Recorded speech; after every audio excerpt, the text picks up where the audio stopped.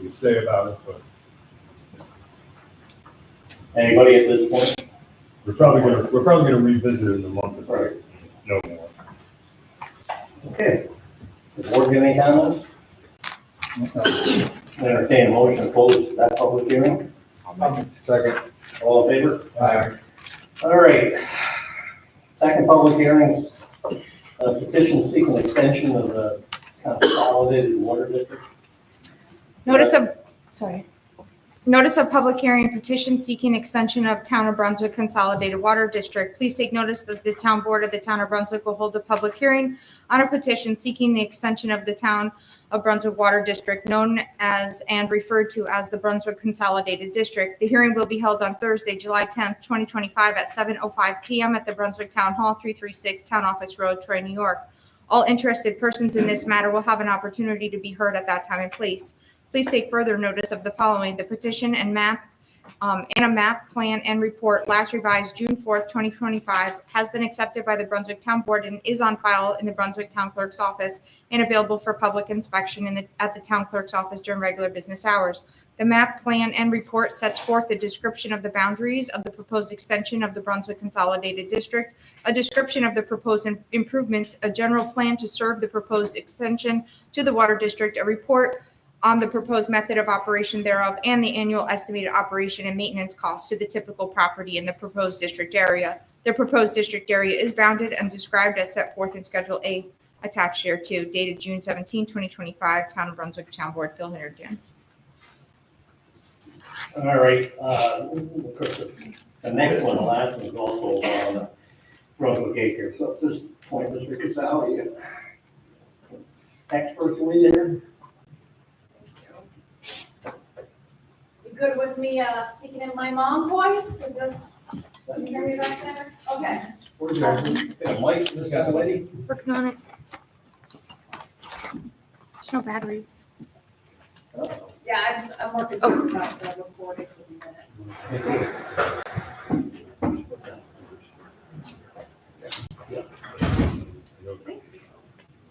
Yeah.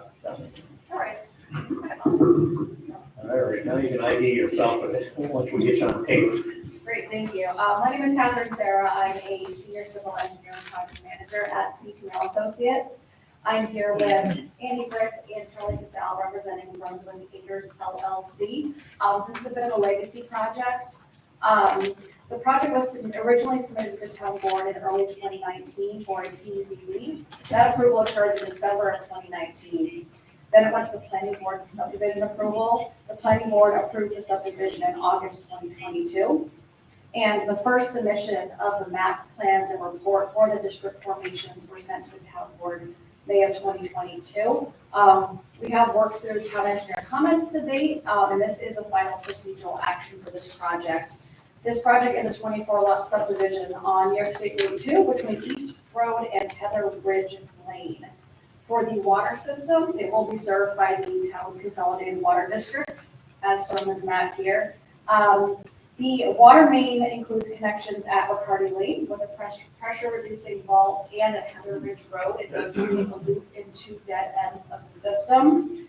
The water infrastructure will be installed at the cost of the developer. And by placing this project within the water district, this will not result in additional costs to the existing users for the district.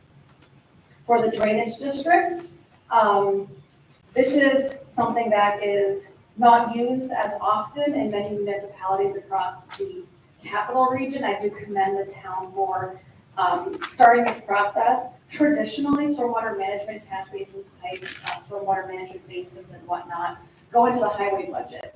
In this case, the highway budget will cover maintenance of the catch basins and pipes that are immediately underneath the paved road. However, the two stormwater management basins on site do have a cost associated with their maintenance.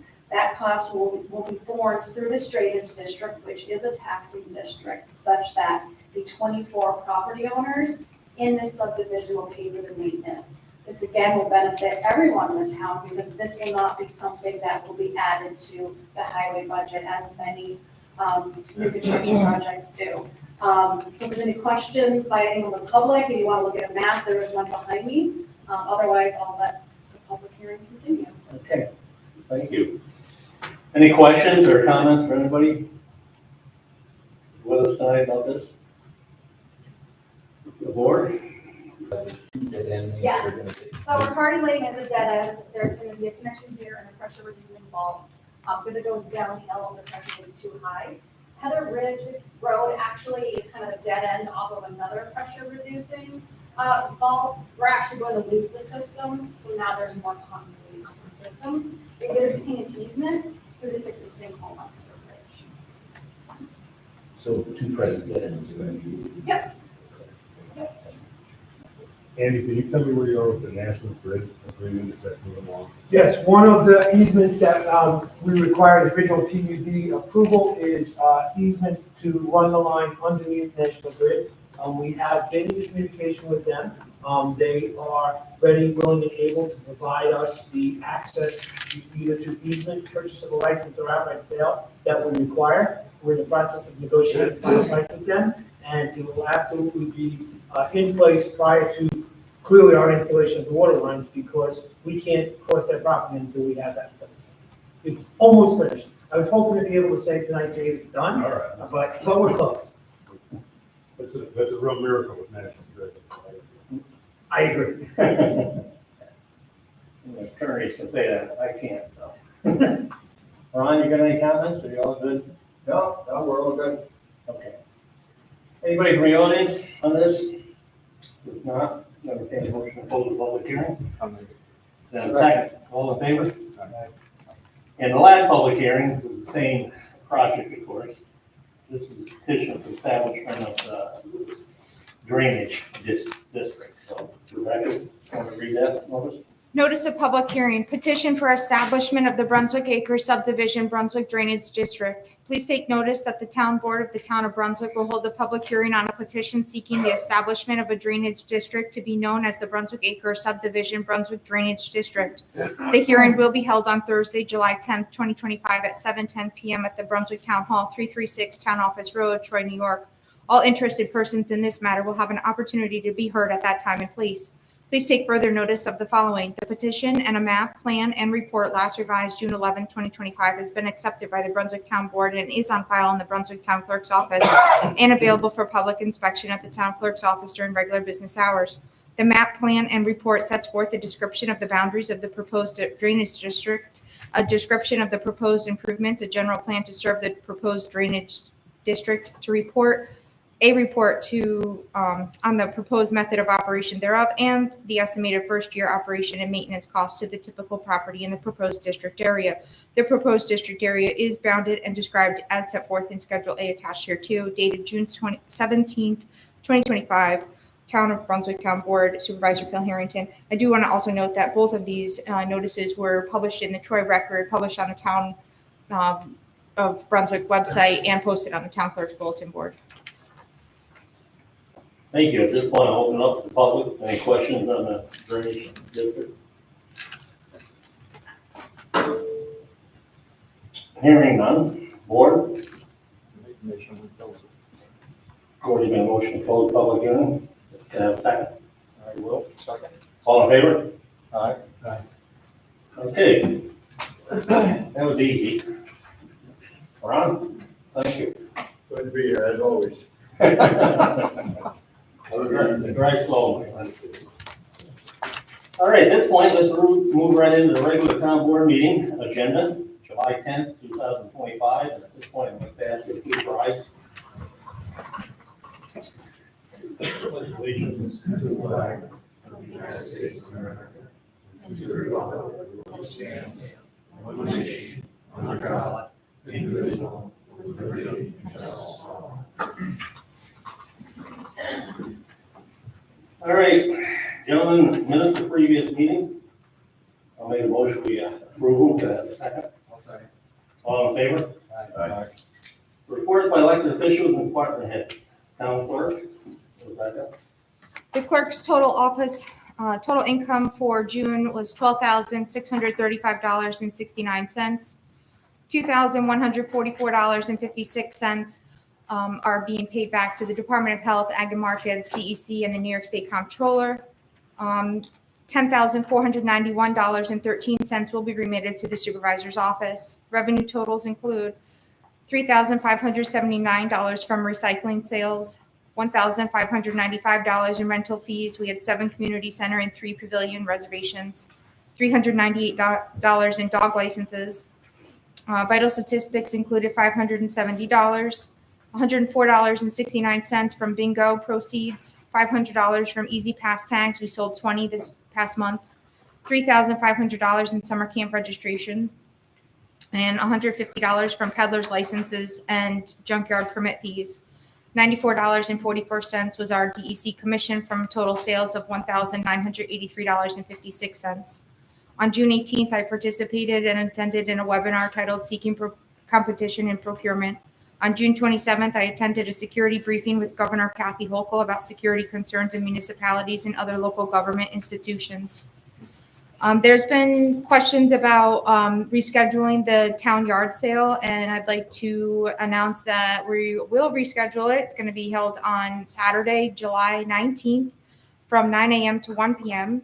And simultaneously, the town clerk's office will be open for business during this event. Stop by if you'd like to renew your dog license, get a fishing license, or your beach pass. If you're interested in attending or participating in the yard sale, please email your interest to townclerk@townofbrunswick.org or call 518-279-3461, extension 104. Thank you so much.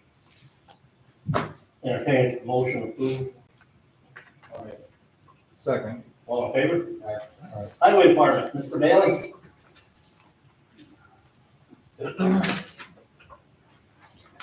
that mic around there, Mike. Pleasant part of this day. My June highway report.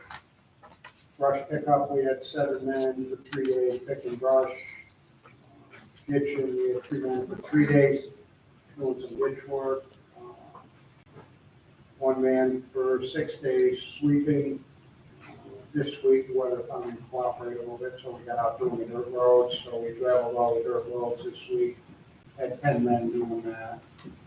5 of them in trucks and 5 on foot, and that was 4 days doing that work. Action, that's a never-ending project, so we had 5 men for 3 days doing that this week. Recycling, bringing our dumpsters over after they get full. We had 1 man for 2 days doing that during the month. Shop work, putting up a few street signs, doing more miscellaneous work, shop work. 5 men for 6 days. Roadside mowing, that's usually John Spiak, he goes along mowing all the roadsides. Flail mower and a long arm mower, trying to keep the grass and everything beat back and manicured. We had 6 days doing that. Our man Ron, he does all the ball fields. That's a 1-man band all by itself. He has 9 days in doing that. He just kind of goes away and does his thing, and comes back and says everything's done every month. Great man, does a great job. Banners, we had 2 men for a day putting up a few banners that came in.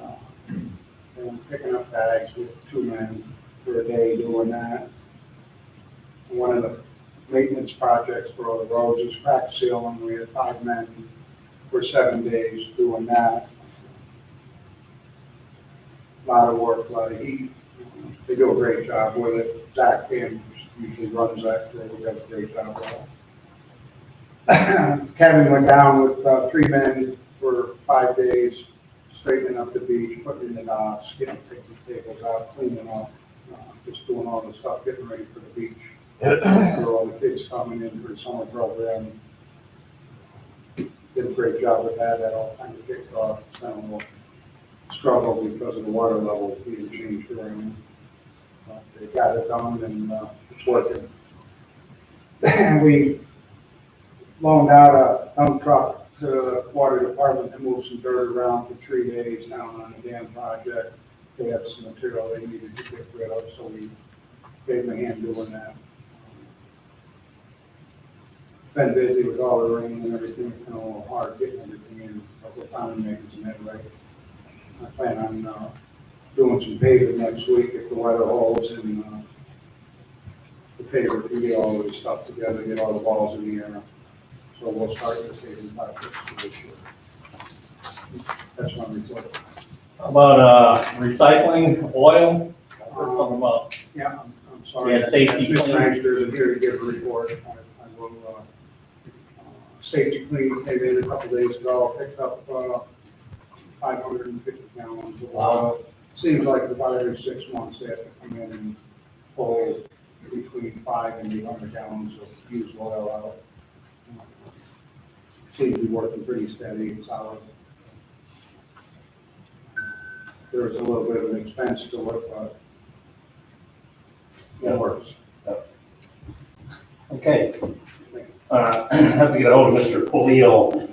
He rode around with our insurance man the other day. I don't understand this. The insurance carrier said that we need to take children at play signs down because that means that we're aware that kids are out playing in the street, and if they get hit, the town's responsible. We're gonna check into that a little bit deeper.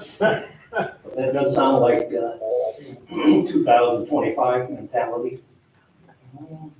I don't know what you do, say, might be kids out playing, or, it's, Seems like they should have parents somewhere understanding it shouldn't be. I'll take care of it. but I don't know what kind of sign, we got anything we put on There's it. a couple of children that play, but we were asked and requested to do it. Yeah. Yeah, I can take that. I don't make the rules, so. I'll make a motion to approve, Michael's report, can I have a second? I'll second. All in favor? Aye. Mr. Manel, Superintendent of Utilities Inspection. Evening. Our June report, we had 42 building and property inspections. We have currently 389 active building permits. We have 27 new permits issued for renewed. 308 meetings, 2 planning board meetings, 1 zoning board meeting. We had 5 follow-up code complaints from last month. We had 12 new code complaints. We went out for 15 times and looked at those code complaints. Some are involving our abandoned property, which I've got to discuss further with our attorney. Sorry. We had 9 planning board projects or agendas, 5 zoning board projects or agendas. And a lot of FOIL requests, 20 FOIL requests and 20 working hard on last month. And we have roughly 7 commercial projects that are active right now. We have the Brankenberg project that we're building a very large shop, maintenance shop with the break room and bathroom.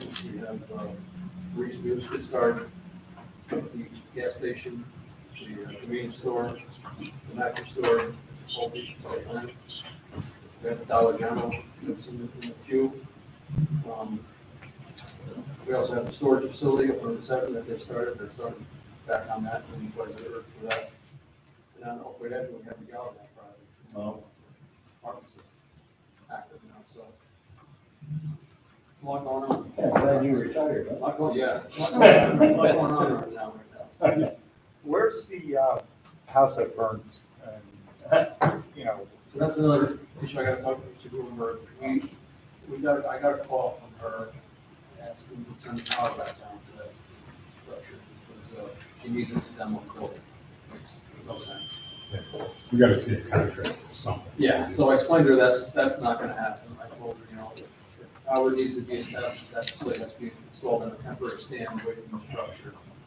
If they in fact need power for demoing the building. She has not come back in. I did also receive a call from a bank that indicated that the property is in foreclosure. I mean, I wasn't at the meeting in June, but I think there was a conversation with her about giving her some time to work with an insurance company to see if she could maximize whatever she could take out of the house, or she could rebuild it fine. I don't know if there's been any progress that way, but from what your description was, and the engineer's description, it's just like sit there for too much longer. Yeah, her insurance adjuster felt it was somewhat salvageable. I got that. I thought, We kind of disagree with that Yeah. analysis, but either way, we haven't seen any activity, so probably have to go to the next step.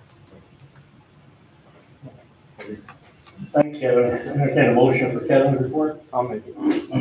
All in favor? Town historian, Tracy?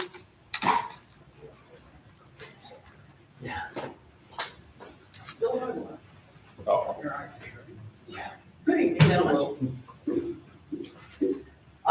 Next year marks the 250th anniversary of the founding of our nation, so I have started researching and compiling information about the men from Brunswick who served during the Revolutionary War. These were some of the town's first veterans. Some local families found themselves divided, with some sons fighting on opposite sides of the conflict. So this is just the beginning of a very long project, so I started with that. And I spoke last month about some of the stories of the brave men from our community who gave their lives in service to our country. And this month, I would like to tell you some stories of the heroes that returned home. Raymond Calhoun of Center Brunswick served as a machinist mate first class with the Seabees and took part in a major amphibious landing near the port of Salerno, Italy. In June 1943, Life magazine mentioned him in one of their articles for driving the first American vehicle ashore on the European continent during the operation. His story was also highlighted by an author named Lieutenant William Huey in his book called Can Do, which was a book about the Seabees during World War II. Huey described how Calhoun drove his bulldozer on the beach and within minutes was struck by enemy fire. The blast blew him up and over his machine with great force. Remarkably, Calhoun survived the incident with only minor injuries. We have Clinton Shaver of Eagle Mills, who served as an electrician's mate second class in the Navy. During the 1944 invasion of the Philippines, his ship was torpedoed in the Leyte Gulf, and many of his crewmates went down with the ship. The survivors who jumped in the water faced continuous fire from the Japanese submarine that had launched the attack. For his wounds sustained in action, Shaver was awarded a Purple Heart. We have Raymond Smith of Brunswick, who was a staff sergeant in the U.S. Army. He was wounded during a brutal 16-day battle in the Philippine island of Luzon, where his platoon became pinned down in a deadly crossfire from a concealed enemy machine gun. Smith crawled across open ground and used his rifle to eliminate the enemy position, an action that allowed his platoon to continue its advance. He was later awarded the Silver Star for an additional act of heroism, rescuing two wounded riflemen who were laying exposed under enemy fire. And lastly, we have John Breen of Cropseyville. He served with Company A, the 125th Infantry Regiment, and fought in the Battle of Saipan, sorry about that, yes. He later shared his experience with an interview with the Troy Record. Breen recalled an early morning attack on July 7, 1944, carried out by Japanese forces on a suicide mission. Hidden in the surrounding mountains, the enemy launched a desperate assault, using their own women and children as human shields. The attack came in relentless waves, first officers, then soldiers armed with grenades, followed by others carrying rifles and machine guns. Sergeant Breen spoke of the extraordinary bravery shown by his fellow soldiers, describing how officers and men fought side by side for their lives on that day. And he was wounded during that assault by a grenade thrown by a 14-year-old Japanese child. So they made it home to tell their story. Very interesting. Thank you. Thank you. I like it. Entertain a motion for Tracy's report. I'll second. All in favor? Aye. Sarah, Brunswick Community Library. Come on up.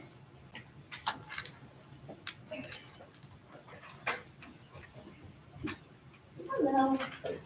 First, I want to thank my board member, Andrea Ledler, for coming out with me tonight. Thank you.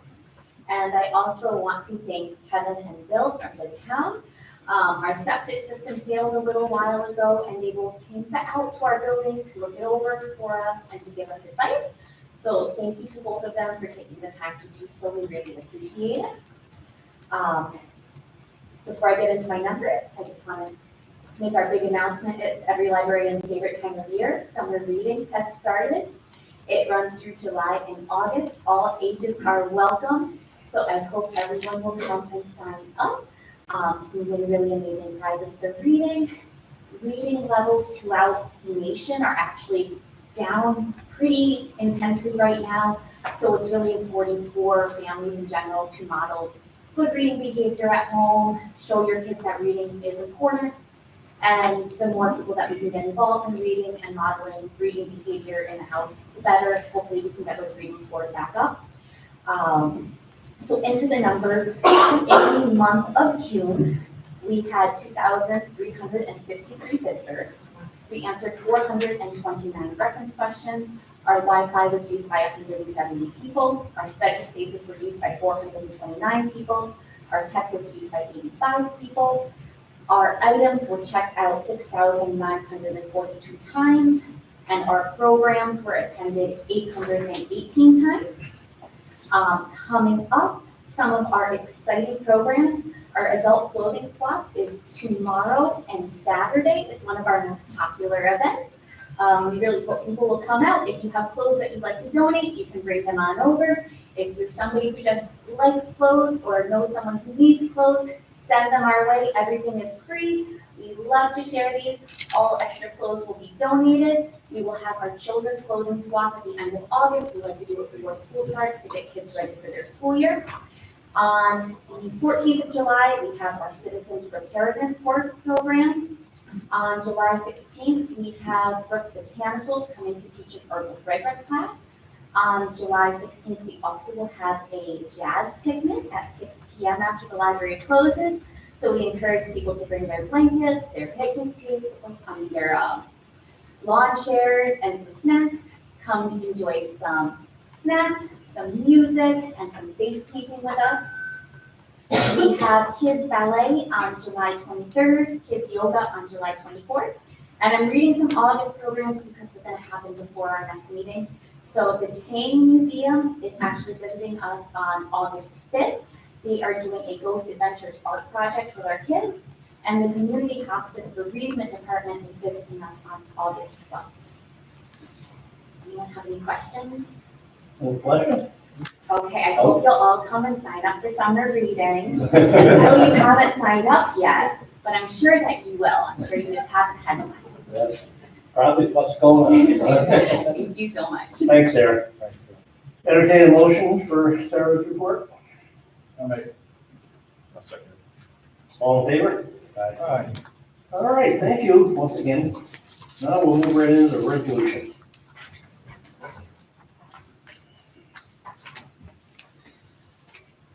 Resolution and order number 55 of 2025, resolution and order establishing extension of Town of Brunswick Consolidated Water District. I'll offer. Second.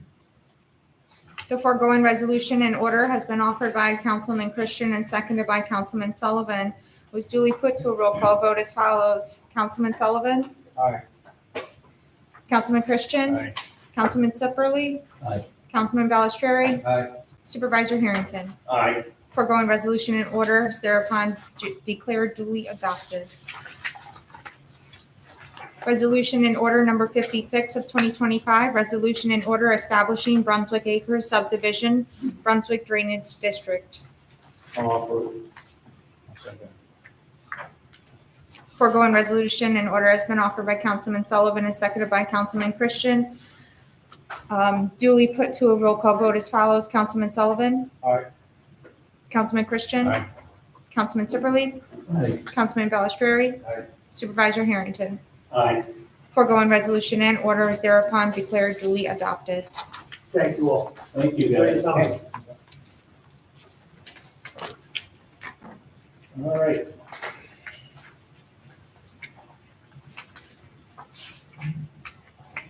All right, board, we got any old business? Yes. Yep. All right. We had a public hearing for the ambulance tax district last night. I think it went very well. A lot of good comments. There were some questions. I think they were all answered. So I believe the plan is to move forward with this hopefully at the August meeting. So I think it's going in the right direction. No, I think I agree, it went very well last night. Pleased with the attendance, commentary. Over from here. I believe there'll be something in TU wants. Reporter was there last night, so. All good, right?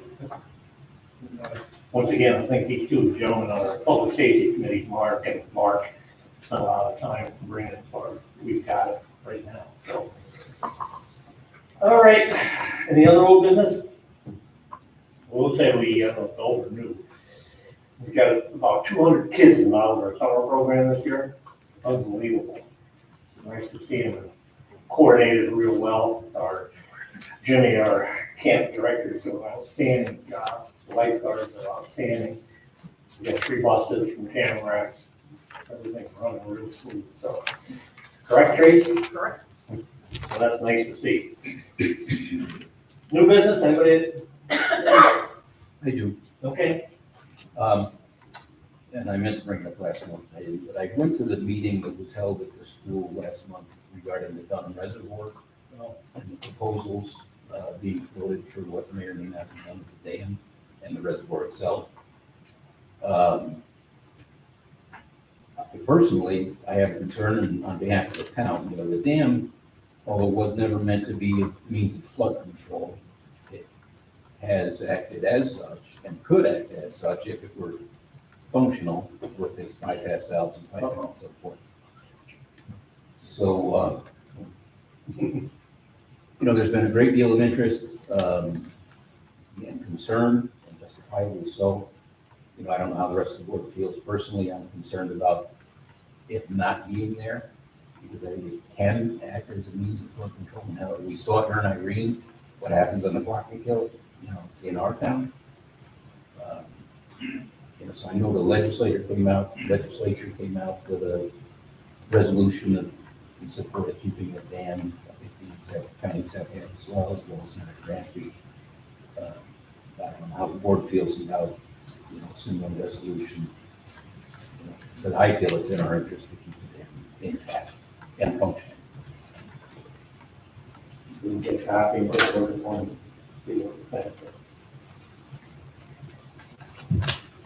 Maybe let her pocket. Or do you want to look into, we'll look into that, correct? Must be the keys right in that car, which is. Still on there? JR. All right, any other old business? New business? Warrants? Make a motion to carry over. I'll second it. All in favor? Right your pocketbook. Thank you for coming back. Thank you. I figured the keys probably, you know, did she leave? You would have sent the bill first. Am I right? All righty.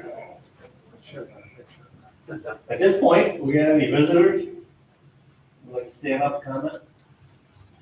Come on.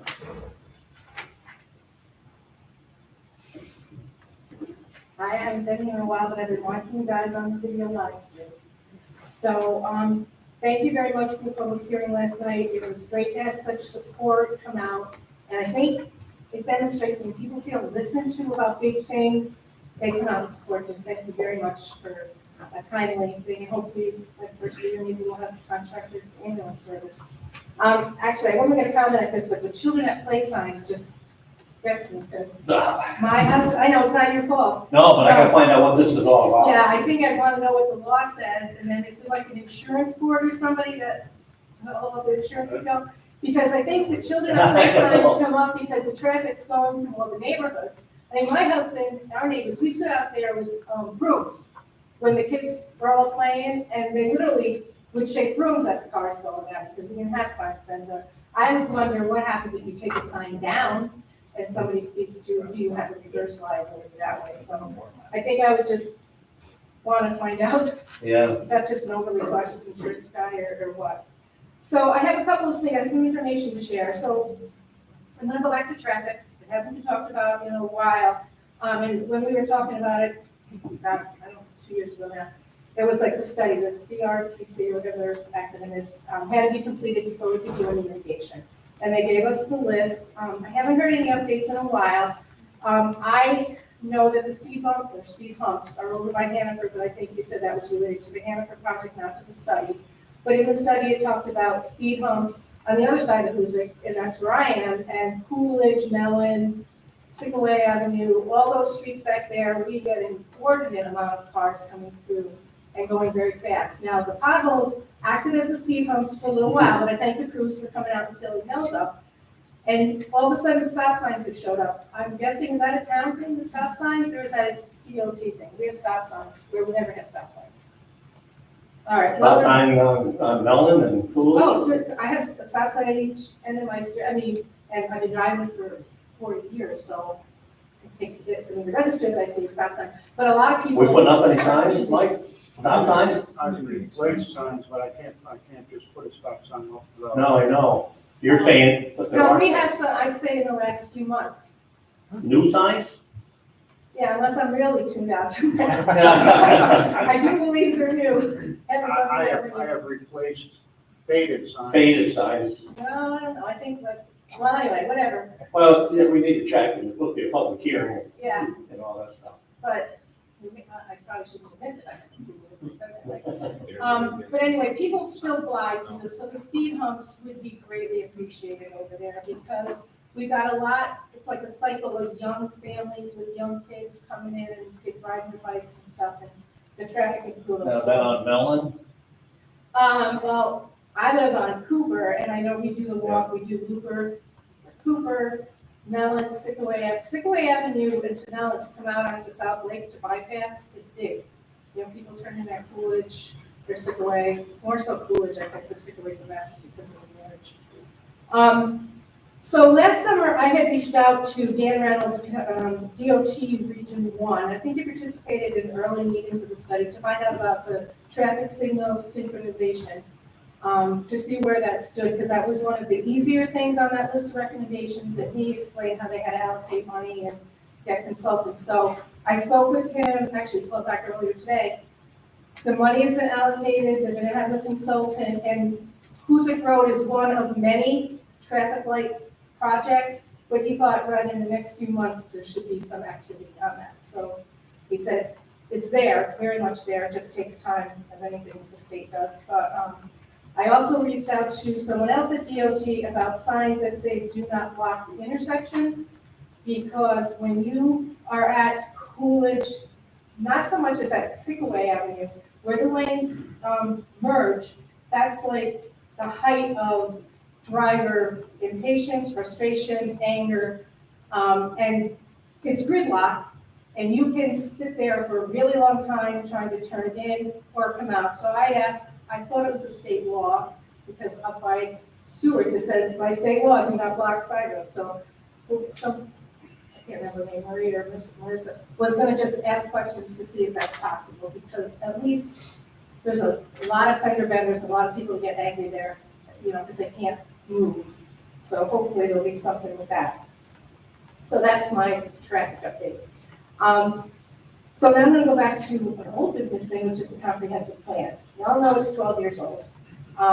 And I think you've been seeing and hearing stuff about the concern over the solar project that's coming up. And I don't know if you're familiar with this document that is from NYSERDA. It's about comprehensive plans in municipalities. I'm going to give Rebecca a copy and ask her if she can get a copy of it, because my printer doesn't do it fast enough. It's easier to read in paper for me anyway. But in here, it very much references things that are very important to municipalities as far as legal protections about having plans to include solar in it, and strategies for engagement of stakeholders in that. And I think we can all agree that July 2025 is very much different than July 2013, which was right before our last comprehensive plan was done. A lot of things have happened along the corridor in the town. Things have changed. So I'm going to give Rebecca this copy. I'd like to suggest that you read it. And I'm just going to read a statement from the document that just says, municipalities should consider amending their local plans before adopting solar energy regulations, because local land use regulations must conform to the locality's comprehensive plan. New York State's, a couple of laws here, require land use regulations to be in accordance with a comprehensive plan or in accordance with a well-considered plan. I could not find anything related to renewable energy or solar energy in our comprehensive plan. Basically, probably because it was not, those are not terms we were using back then. back then. Yeah, right. But that doesn't take the onus off of us to recognize that it is a big thing. I mean, the governor has this initiative of what she wants. And, you know, NYSERDA obviously is an energy agency, so they're very pro that. But they also give a lot of interesting information in here of what control local municipalities do have. So I just think it behooves the town to look at this and to say, you know what, we're no longer proactive, we're now reactive, unfortunately, but we need to do something because the metals that we like to look at are right for developers, these big companies to come in and buy up this land and turn these metals into solar plants. And we don't have a guideline. We don't have anything that says, you know, what we want to do. I think it's Columbia Law School has a document on opposition to solar projects. And I looked at the June 2024 document. It's the country. But when you look under New York, they give all these different examples. And it was interesting, in 2021, the town of Ballston in Saratoga County actually said there's a cumulative limit of 150 acres of, I don't know, for a township or whatever, that can be used for solar development. So places are putting things in writing to guide their zoning and their planning boards, and we don't have anything right now. So once the snowball starts rolling, we don't have things to fall back on. And I think the permanent changes that are gonna happen are not necessarily for the positive. I don't think most people are against renewable energy or solar, but it's gotta be done in the right way. And without any guidelines, I'm not sure how we find what the right way for,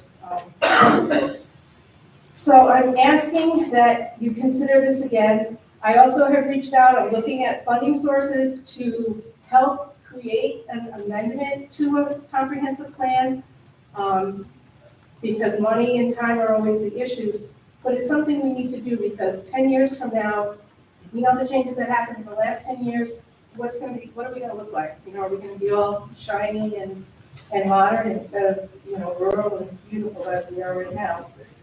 So, in looking at the document that we have and how well we've stuck to it, I did go to the Appendix D, which was the consumer part of the survey that went out. So there was a question about, okay, do you feel that the town should, it was a yes or no answer, increase zoning and land use restrictions to slow the pace of commercial and housing development? 64% said yes.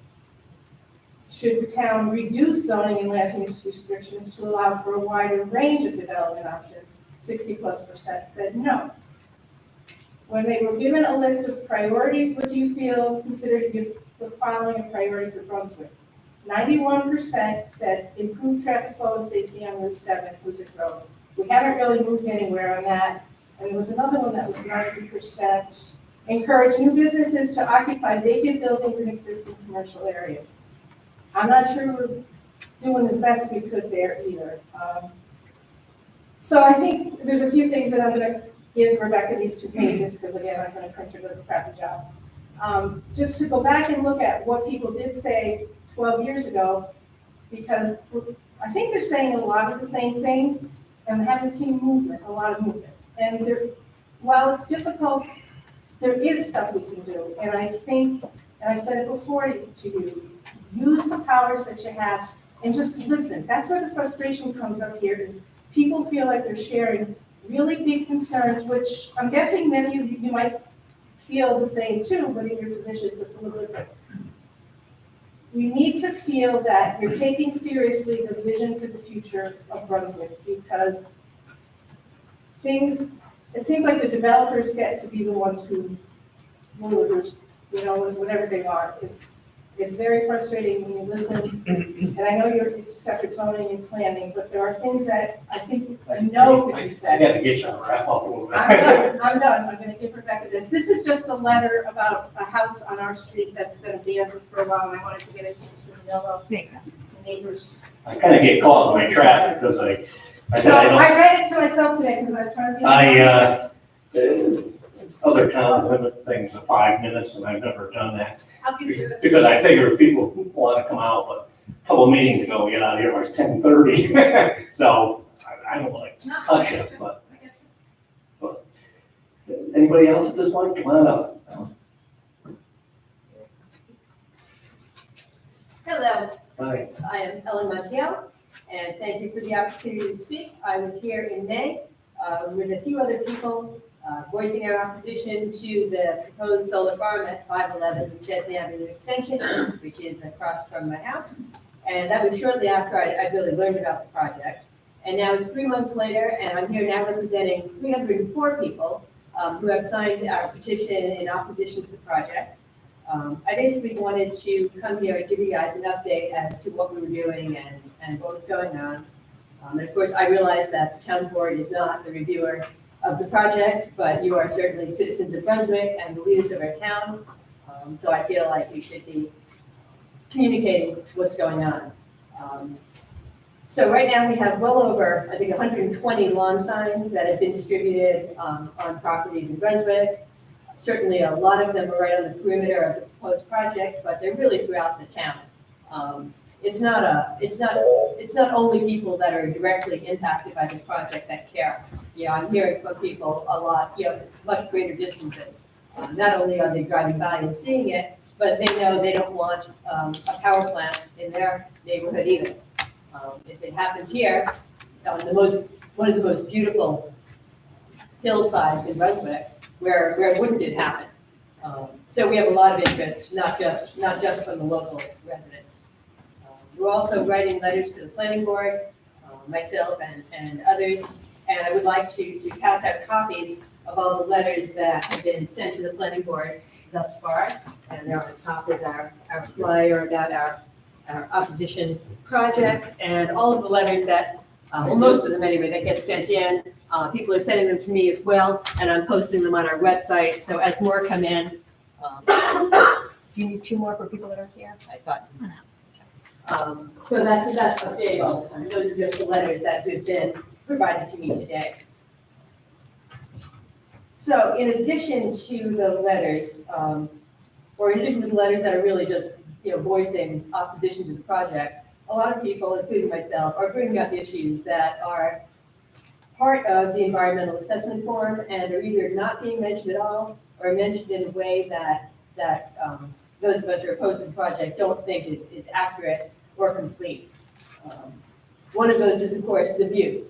It's 16,000 solar panels. Does anybody, I've talked to probably close to 100 people, and not singling them out because I knew they'd agree with me, and nobody has said, what a great idea, look at that. That's what we need on that beautiful hillside. I'd love to be driving down Creek Road and look out at the beautiful solar panels of Brunswick. Nobody thinks it's a good idea. I guess the solar company and the landowner, that's it. So, but also just in general, being a bad idea, the pictures of the views that are presented by the CBE, the solar company, in the visual assessment are not accurate pictures. They're pictures showing the best possible view of, the view is not an accurate representation. The last letter that actually got sent in today has some great shots of the backyards of Route 2. That's not in the environmental assessment form. The backyards of Moonlawn Road, the view from upstairs of my house that will look down on the 16,000 solar panels. There's nothing that's going to, no magical tree is going to mask the view of those 16,000 solar panels on the beautiful hillside in Brunswick. Wildlife, the environmental assessment form part 1, which is the only one that's final and available to me yet, mentions that the predominant wildlife are bats and snakes. I think pretty much everybody would add turkey and deer, who are certainly going to be displaced, certainly running onto the road more often, I'm sure, chewing on people's shrubbery on the neighboring properties as they get displaced from the 90 acres where they live. It's all going to be surrounded by an 8-foot fence with, for some reason, a 6-foot gap at the bottom for animals to get trapped in, I think. I'm not entirely sure what the purpose of that is, but that's part of the plan. Flooding. Everybody that's driven on the Chesney Avenue extension of Moonlawn Road after rain knows the flooding problem that already exists. the rain hitting the 16,000 solar panels and shooting right off onto the road rather than being absorbed in the soil is not going to help. It's going to make it worse. It can't be controlled now. Really, this isn't going to help. Also, just as a side note, Engineer Bonesteel, in talking in the meeting on June 24th, responding to number 3 on the form of impact of surface water, had referred to the Postcook Hill as too far away to make it to be an issue. Too far away. It's across the street. It's at most, it's 280 feet, according to Google Earth. If I measure it from the very edge of the Postcook Hill and the closest the panels could possibly be, 280 feet is not too far away. When speaking of the water that we're running down a stream that's actually on the property, he said that it eventually discharges into the Postcook Hill. Eventually, it gets to the Postcook Hill. It's 280 feet at best, and that's at minutes 58 and 59 of the video of the meeting. Finally, on topics, the scenic resources, in order to be counted on the environmental assessment form, scenic resources have to be federally, state, or locally recognized. There are not any federal or state recognized local scenic resources, but there are local ones. And that was completely ignored on the part 1.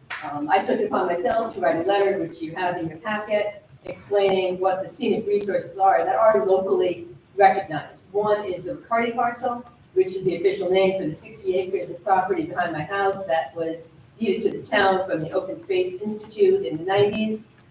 The deed for it calls it a scenic resource. The town signed it, accepted it.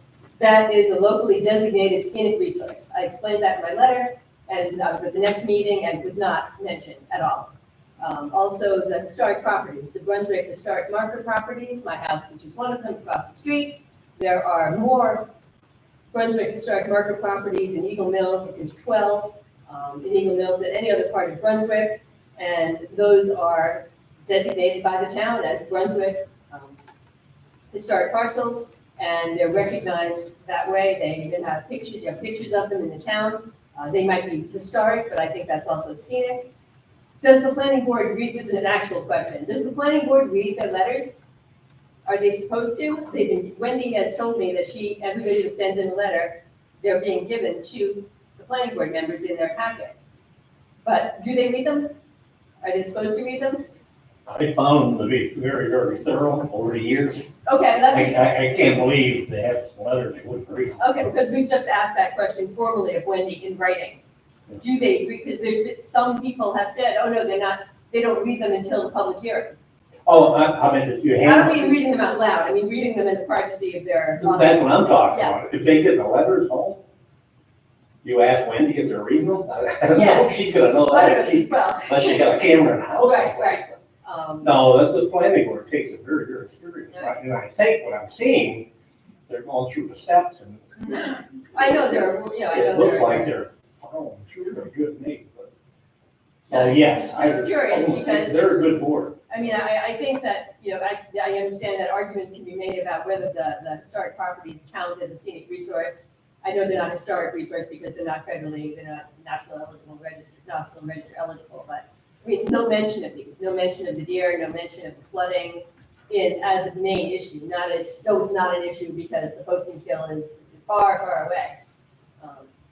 Anyway, and I would just like to finally just read to you the last paragraph in the most recent letter that I wrote. This is specifically to the planning board members, but as leaders of the town as well, I'd like to share it with you as well. I implore you to reconsider the significance of these scenic, locally designated resources as part of your seeker review. The hamlet of Eagle Mills boasts some of the most scenic views in town and has the highest number of properties recognized by the Brunswick Historic Marker Program. The decisions of previous town leaders to recognize the importance of these resources directly contributed to the scenic beauty of the town as we know it today, and the decision of many current residents, including myself, to buy property here and call it home. I ask that each of you, the current leaders entrusted with maintaining the scenic beauty of Brunswick, respect the importance of these decisions and resources and commit to maintaining the scenic beauty of Brunswick for current residents and future residents who have not yet had the pleasure to live in our town. Thank you very much. Ellen, you did a very nice video. Okay, I heard you got a copy of that. I got a copy, and I made sure I looked at it. It was done very, very well. Thank you very much. You can also notice all the cars just passing by, that made it kind of hard to do the audio. You know, I personally think that these solar companies aren't putting these things in and making all their money on the sale of electricity. I think they're making their money with that subsidy the government gives them. The government money, that's what these companies are telling me, that's where the money's at. So, or some kind of crazy Mr. Trump, maybe he should be the governor of this state, because this Hochul sure believes in solar and electric cars, electric this, electric that. Not that I agree with Mr. Trump on everything, but you can hang in there a little bit. He seems to be cutting some subsidies or something, you know. But they're not putting these things up, which to me is a crazy business deal. I mean, if you're gonna put solar up for electricity sales, they should be paying for it, right? But when I talk to these companies, they're saying, no, the money's in the government money, you know? What the hell kind of business is that? Anyway, anybody else at this point? Come on up. I'm Mary Wetler. I didn't plan to speak, I'm here for the library, but all that talk about children at play. Yeah. Mark knows exactly what I'm gonna say on that. So I work in the city of Albany, and if you've been there in the last 6 months, you have noticed that there are cameras everywhere, speed cameras, and they have. I was gonna go on 4th of July, but I I didn't go down never there. realized how many schools there were in Albany until recently, because you literally can't get anywhere without going through a school zone. Yeah, And that made me notice that we don't have a school zone in front of camera. we don't have what? We don't have a school zone.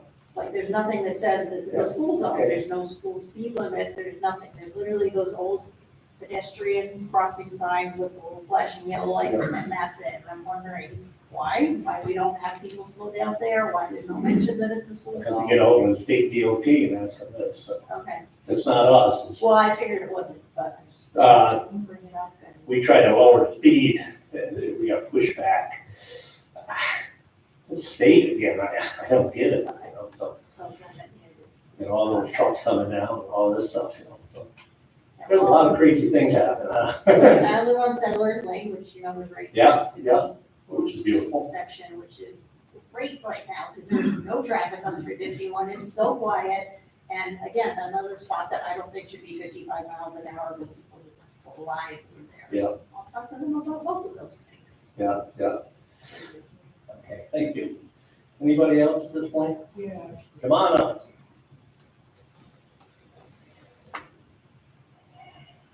Jason Delgado, 22 Alcida. I was wondering about the, actually what the first person was talking about in terms of the commercial development. And I was wondering about lighted, the light that comes when these buildings, you know, the business fails and the building just sits there and rots. Right now, in the proposal for the new complex on Hoosier Street, Mhm. they're talking about putting in a mattress store, when there's a mattress store right across the street there that's now empty and vacant. So I was wondering, so what could the town do to at least put the developers' feet to the fire, just in case that they decide to build a building that can be used almost for nothing other than one business that, if it fails, suddenly we have this empty building that everyone drives by. Well, currently we have a vacant property fee for housing. Mhm. Why has it been looked into to have that same vacant property fee applied to commercial development? That way, let's say, Interesting concept. let's say the Wendy's, I mean, I don't know how they're doing, but I drive by that new Wendy's next to Aldi's, no one's ever there. Let's say they just fail, you know? Is anybody ever gonna want that property?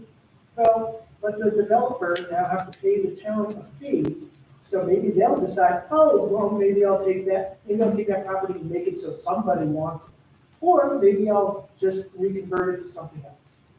But the fact that we could have all these lighted buildings, because we don't really have a uniform standard of what. Some towns, as you drive by, every building has to have a certain look that kind of fits within the town. our commercial corridor doesn't really have that, everything's got a different theme, different color scheme, whatever, that's, some people have that issue on, it's not really a big thing to me. But the idea that we could have just empty buildings, like that, grocer, right next to Plum Blossom, obviously that's been gone for decades. But it's just a blighted building that just sits there on Hoosick Street and everyone has to drive by. Last thing we want is end up like Albany in 787, seeing that gigantic warehouse that, do we really need that when people drive past going up to Vermont, seeing a bunch of potentially empty buildings because they decided, oh, well, let's try putting 10 different fast food places in one small area. Some of them might fail, no one's gonna buy those. So I would like the town to look into maybe adding a property assessment for vacant storefronts, so that the owners of the properties think twice about building things that might not be economically viable in this town. Okay, thank you. Anybody else at this point?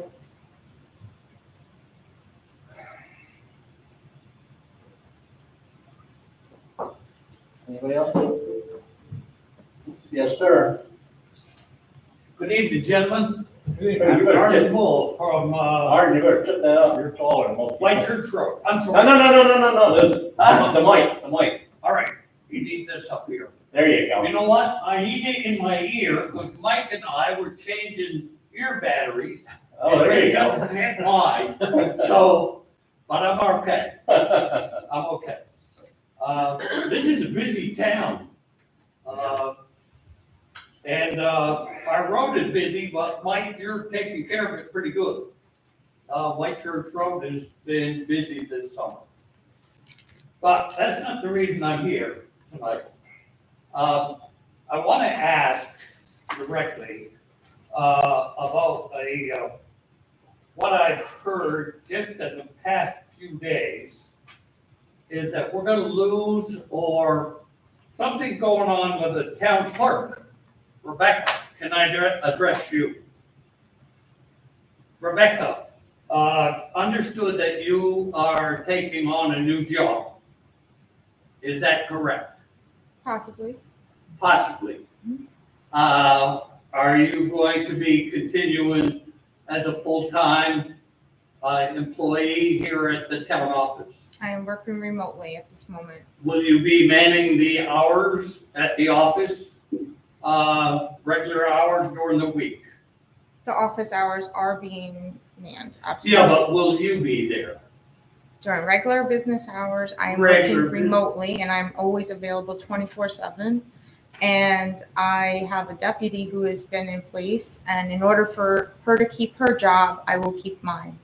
But the deputy is doing your job She when is you're not. not away. She is not doing my job. She's not. No, I So come, if nope. I come in and you're not here and I want to see you, how do I handle that? By town clerk law, my deputy is allowed to do any responsibility in my absence. However, she has not had to do any of that. I am still completely fulfilling all of my responsibilities and duties, and I plan to continue doing that. Thank So you. are we double paying You are not? at the town, is the town double paying for the position of a town clerk and a deputy to do the same work? Well, we provide a deputy, we don't have to provide a deputy, but we always have, because our town clerk, as you know, that's the heart, really, so busy.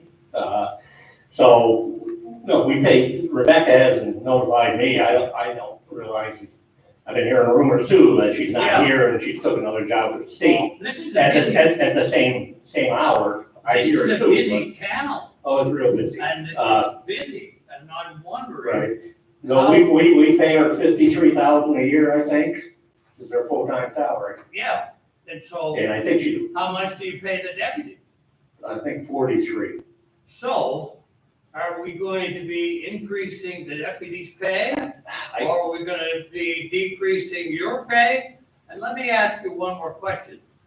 if you've maybe accepted another position, what about your insurance? Will I have to pay your insurance? I have never taken any benefits from the town. Okay, so the insurance benefits are I've not- never taken a dime. Nope, Okay, don't need it. so that's not. Not an issue. Part of the 53,000. No, and it's 51,000 is my salary. No, but you get, Pardon me? there's additional money for, It's a stipend. that's It's a a separate- stipend, what do you call It's a it? separate role. The records, 2,500 for records. It amounts to 53,000, you had both of them together. Oh, okay, all right. So I'm just trying to watch where my money's being spent. I was here Yeah, I about a year understand. ago asking the same thing, on another, subject. So I'm just curious, from the council members that you, Supervisor Harrington, will the job be a different job? Will the requirements be different if Rebecca has indicated possibly taking another position? Will the job be different? No, I guess my question, I mean, you're gonna bring it up, since I heard, my concern is, as we know, that office has always been open. Yeah, it's always open 8 to 4. And I think Rebecca's right. I was here the other day and the deputy who does an excellent job. She had 4 people in line and she handled all 4 of them. And I go way back, that office has always been manned 8 hours. Now it's shut down, I know, an hour because the deputy's gotta go eat. Sure. So, but I think people can probably get used to that. But my question to Rebecca, or our question should be, what happens, and I know she's doing a fine job manning it, and she's working remotely or whatever she's doing. What happens if the deputy calls in sick? Or what happens if they have personal time? What if she goes on vacation? She got a couple weeks. That's my question. Is that gonna shut down? And to me, I can't have the town You can't office. shut the office down because Because someone's not you here. you can't work remotely as a town clerk. I don't think the deputy's here covering for you, but you come in for a hunting license, you gotta have that, a marriage license, You got a lot a of. notary, all this stuff. So what happens if the deputy's not there? Yeah, First of all, we'll address that when it happens, but it's going to be covered. The office will be open. That's my main concern. I mean, the fact that she's got 2 jobs and yeah. somebody said working for a state, I don't know, if you're making 100,000, I don't care about all the money, but I just want the office open. Yeah, And it the will, office is gonna be it open. will always be open. This is a busy town. It I is. can tell by just the meeting tonight and the people that are here tonight need someone on the spot that can do the job. And what I'm asking you, Rebecca, is How are you gonna do that? if you've taken another job or indicated that you might be, and you have 2 different employments, are you saying that you're not gonna be here between 8 and 4 every day?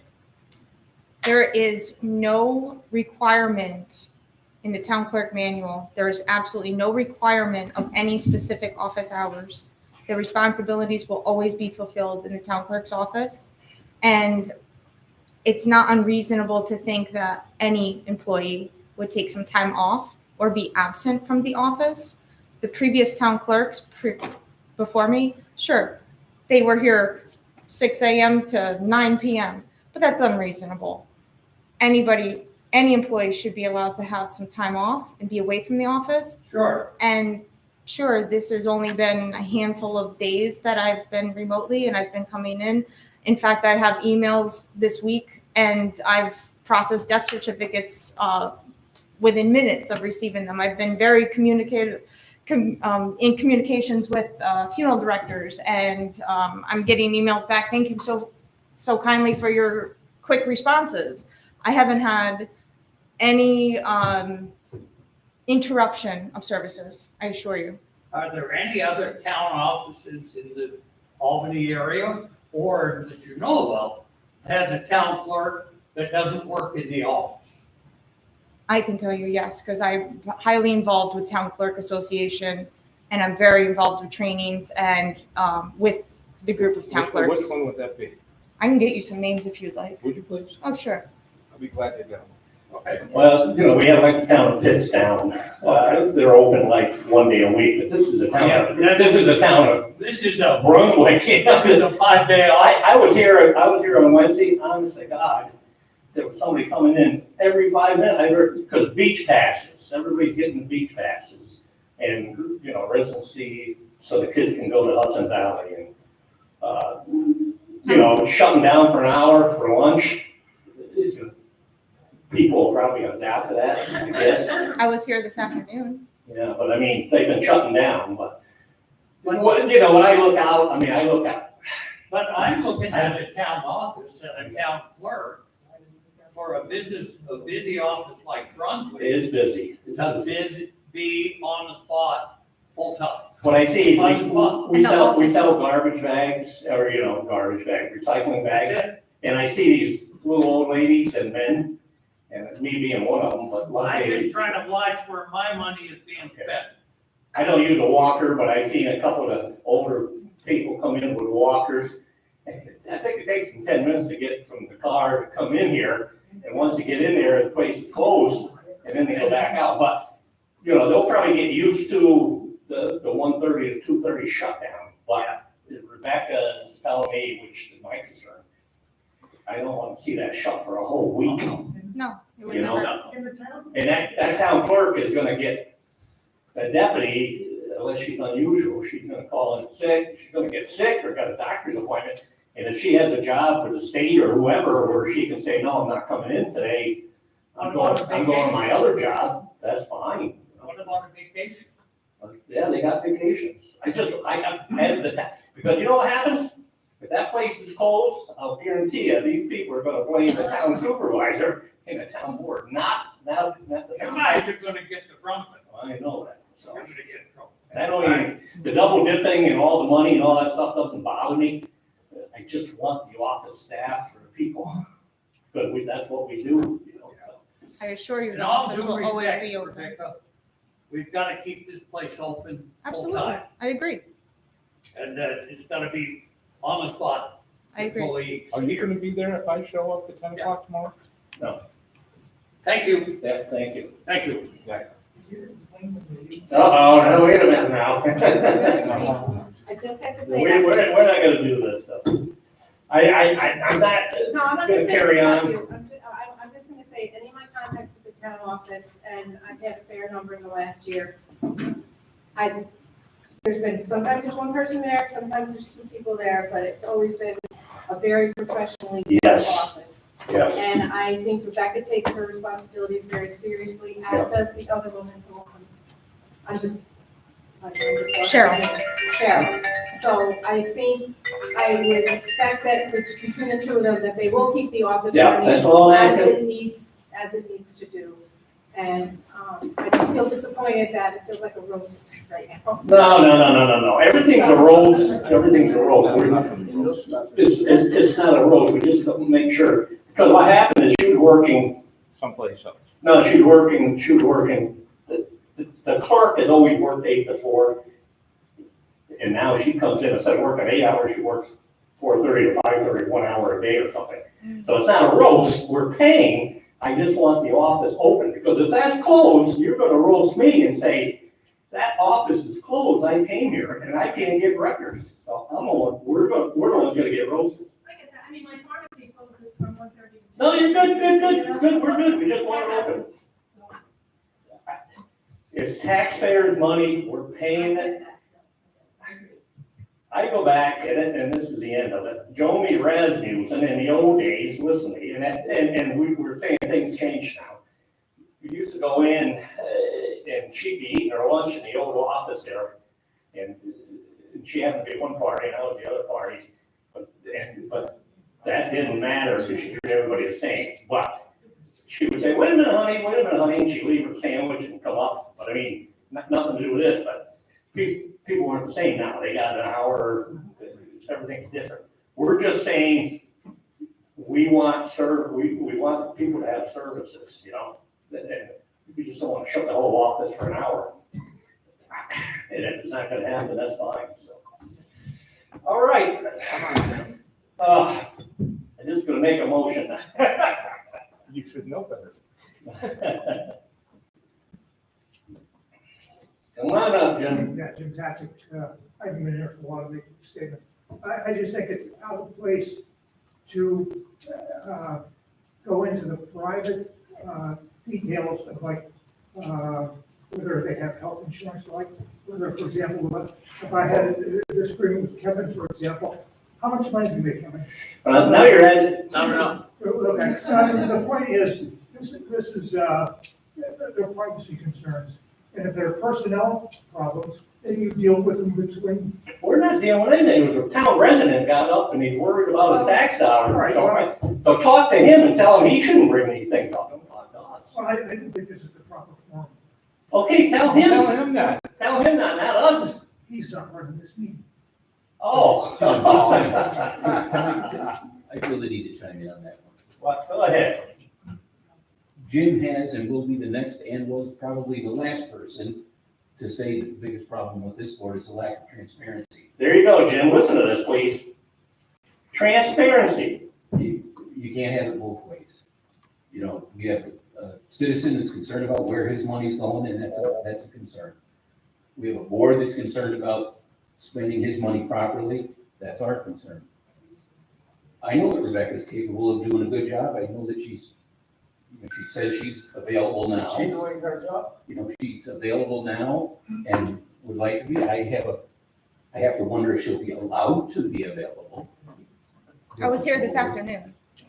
During the day, if Yep, Cheryl needs. It was you, during the day. Will you continue to be allowed to? Yes, That's encouraging. my job is very Well, we're careful flexible about, wherever I am.